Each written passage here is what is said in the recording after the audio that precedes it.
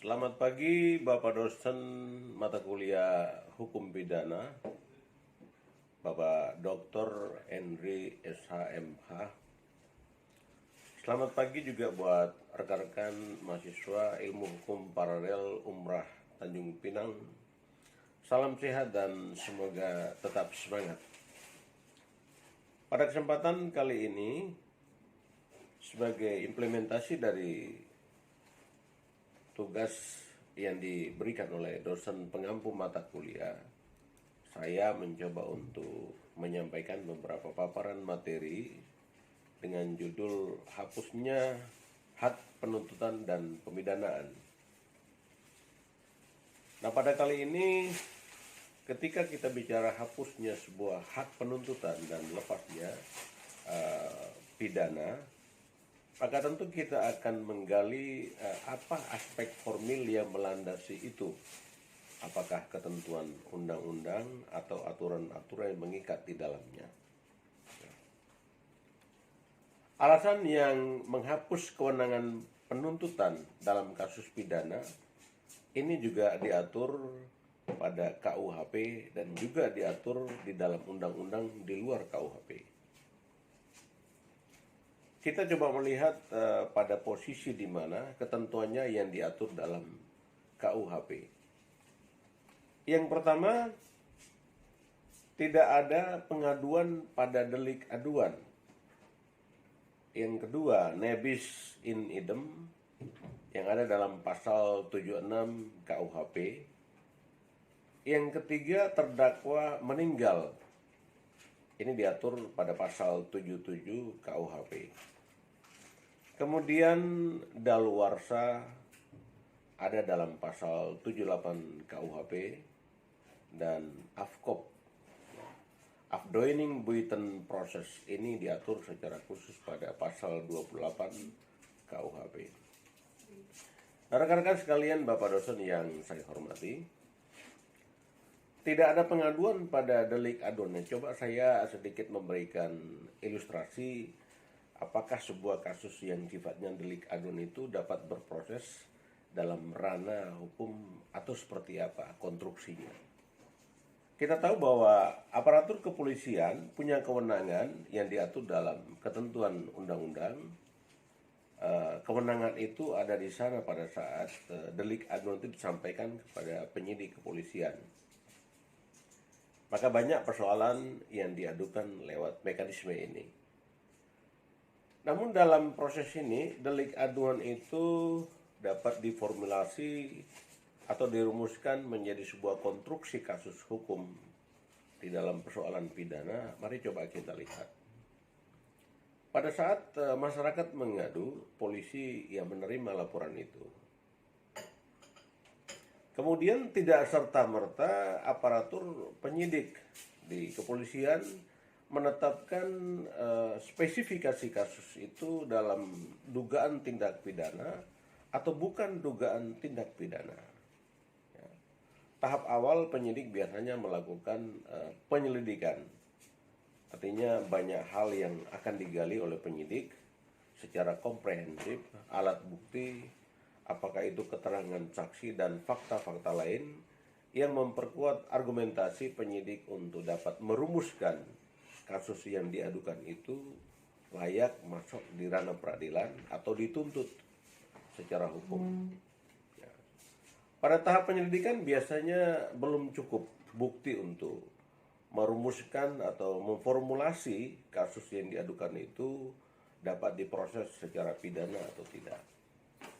Nah, tapi kemudian dalam proses penyidikan oleh aparatur penyidik kepolisian, kasus penyelidikan itu dengan alat bukti yang ditemukan, baik itu keterangan saksi dan hal-hal lain, faktor pendukung lain yang memperkuat argumentasi penyidik dan kesimpulan, minimal 2 alat bukti yang ditemukan, maka tahap penyelidikan itu akan meningkat menjadi penyidikan.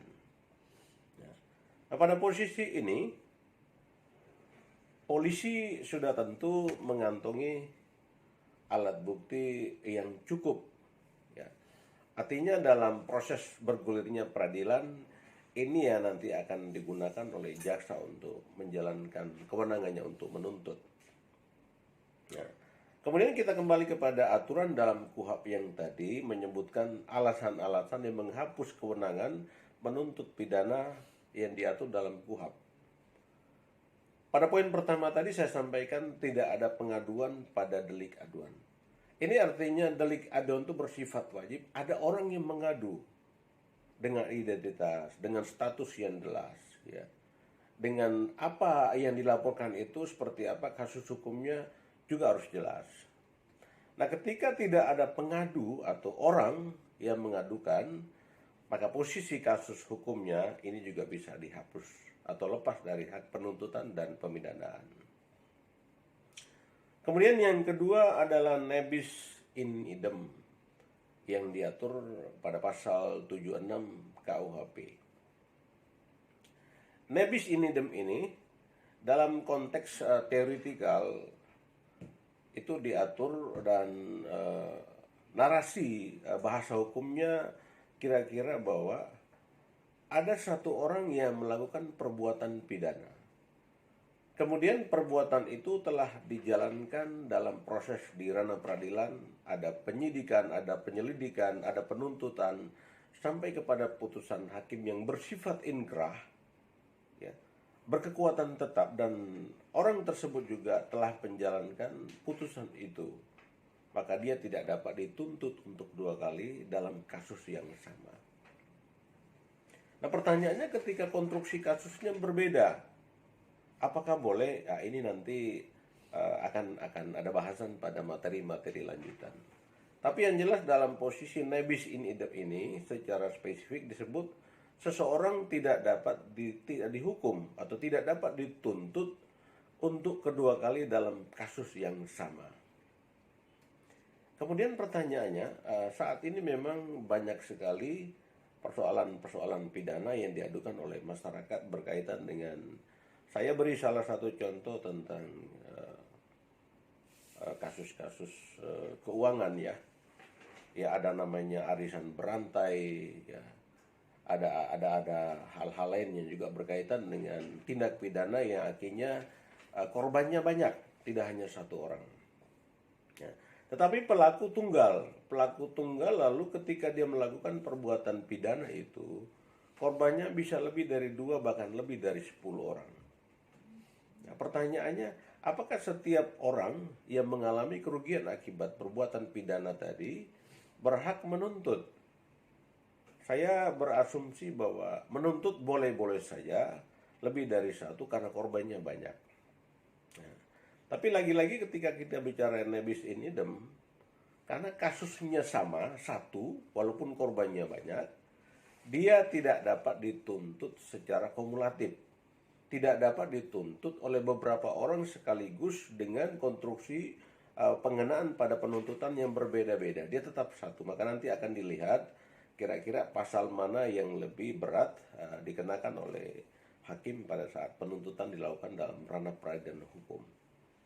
Maka ketika banyak orang yang menjadi korban, boleh menuntut, boleh melakukan upaya hukum, tapi karena kasusnya satu, ya, artinya konstruksi kasus itu hanya satu secara spesifik, yaitu penggelapan, ya, dan atau tindak pidana lain yang memang dilakukan oleh satu orang di waktu yang sama, ya. Dalam istilah hukum, ketika dia berada di tempat yang sama, waktu yang sama, atau kita kenal dengan locus delicti atau tempus delicti, ya, maka dia akan juga diberlakukan nebis in idem tadi. Dia tidak bisa dituntut untuk dua kali ketika proses hukumnya juga sudah sifatnya final inkrah dan dia telah menjalankan putusan hukum itu. Kemudian yang ketiga tadi, terdakwa meninggal yang diatur secara khusus pada pasal 77 KUH pidana. Nah, ini mau menjelaskan bahwa dalam proses perjalanan kasus dimulai dari penyidikan, penyelidikan, penuntutan sampai kepada mungkin sedang bergulirnya ranah peradilan dalam proses hukum ini, tapi tiba-tiba terdakwa atau pelaku tindak pidana itu kemudian meninggal. Pertanyaannya, apakah proses hukum dapat berlanjut atau tidak? Nah, pada ketentuan ini terdakwa ketika meninggal dalam pasal 77 KUHP maka hak penuntutan dan hak pemidanaan juga akan dihapuskan atau akan gugur. Kemudian yang keempat, kita lihat pada pasal 78 KUH pidana, yaitu daluarsa. Pada posisi ini konstruksi kasusnya ya, dalam tahap penyelidikan sampai kepada penuntutan, atau juga mungkin sedang dalam proses bergulirnya di ranah peradilan, tapi kemudian ketika terdakwa atau orang yang dituntut itu tidak dapat hadir, ya, apakah dia sakit atau kemudian tiba-tiba tidak dapat dihadirkan di muka peradilan, maka dalam ketentuan pasal 78 ini ada tahapan-tahapan yang membuat kasus itu menjadi daluarsa. Yang setahu kita, ketika kasus itu tuntutan atau tuntutan maksimal oleh jaksa itu 1 tahun, maka dia juga bisa akan lepas. Kemudian ketika seorang dituntut 3 tahun, maka daluarsanya itu sekitar 6 tahun. Nah, dia di atas 3 tahun, daluarsanya bisa 12 tahun. Ini khusus ketentuan yang diatur dalam pasal 78 KUH pidana. Kemudian yang kelima, AFKOP, ya, Afdoening Buiten Proses. Ini secara khusus diatur dalam pasal 82 KUH pidana. Seperti apa posisi AFKOP ini, Afdoening Buiten Proses ini?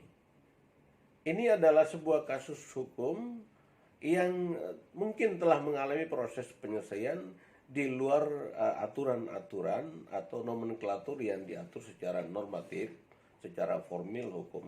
Kasus ini dibawa keluar untuk dibicarakan dalam konteks penyelesaian di luar peradilan hukum. Nah, ketika ada proses seperti ini, maka pendekatan humanis bisa dilakukan untuk supaya jangan sampai kasus ini kemudian mengalami proses di ranah peradilan secara formil. Ini biasanya terjadi untuk orang-orang yang mungkin teman atau pada umumnya mereka yang saling kenal, sehingga mereka lebih memilih proses AFKOP ini. Ya, ini di dalam perdata biasanya juga sering dilakukan, yang pada akhirnya ada sebuah konsensus yang dihasilkan yang dalam istilah keperdataan disebut dengan akta van dading.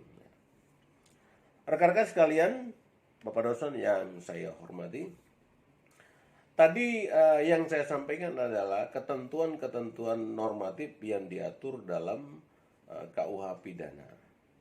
Kemudian tadi saya sampaikan bahwa ada juga persoalan-persoalan seperti ini, hapusnya hak penuntutan dan pemidanaan juga diatur di luar undang-undang atau di luar KUHP. Nah, mari kita lihat.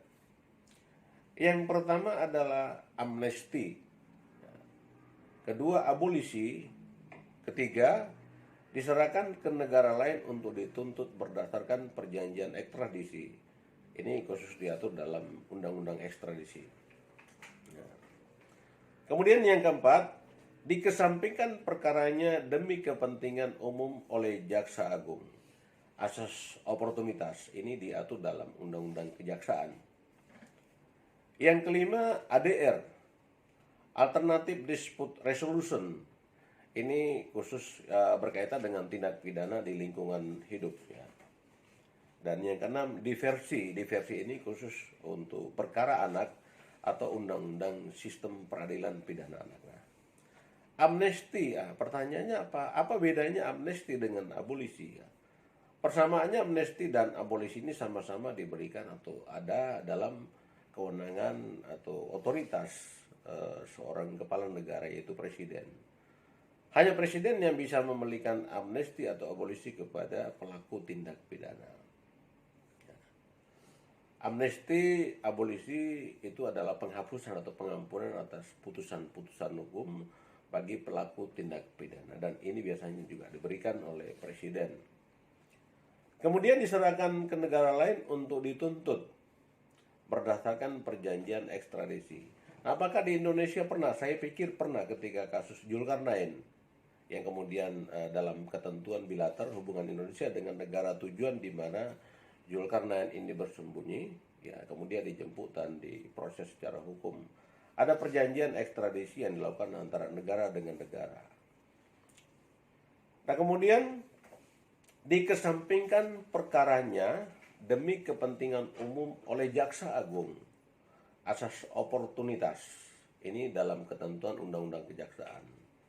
Pada posisi mana kasus-kasus hukum yang dianggap itu mengganggu kepentingan publik?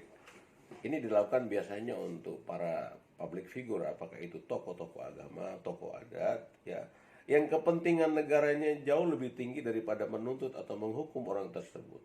Maka Jaksa Agung bisa menghapus pidana atau hak penuntutan atas tindak pidana tersebut.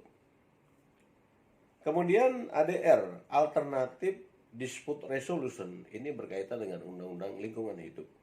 Nah, dalam ketentuan Undang-Undang Lingkungan Hidup biasanya juga diberlakukan penghapusan atas hak penuntutan dan pemidanaan di Indonesia. Dan yang terakhir diversi untuk perkara anak. Nah, ini Undang-Undang Sistem Peradilan Pidana Anak. Secara khusus dalam ketentuan Undang-Undang Peradilan Anak juga ada proses yang dimana tahapan dilakukan untuk menghapus hak penuntutan dan pemidanaan itu atas pertimbangan-pertimbangan kemanusiaan. Nah, Bapak dosen yang saya hormati, rekan-rekan mahasiswa ilmu hukum paralel Umrah Tanjung Pinang, ada sebuah kesimpulan secara singkat yang dapat saya sampaikan dari paparan materi singkat ini adalah bahwa ketika posisi kasus hukum dilihat secara komprehensif dan kemudian ada ketentuan-ketentuan normatif yang diatur dalam KUH pidana atau di luar KUH pidana yang dimungkinkan untuk tidak dilakukannya penuntutan atau pemidanaan, maka di Indonesia itu dapat diberlakukan. Materi-materi yang berkaitan dengan hal yang saya sampaikan tadi tentang hapusnya hak penuntutan dan pemidanaan sudah saya sampaikan pada paparan kali ini di pagi yang cerah ini.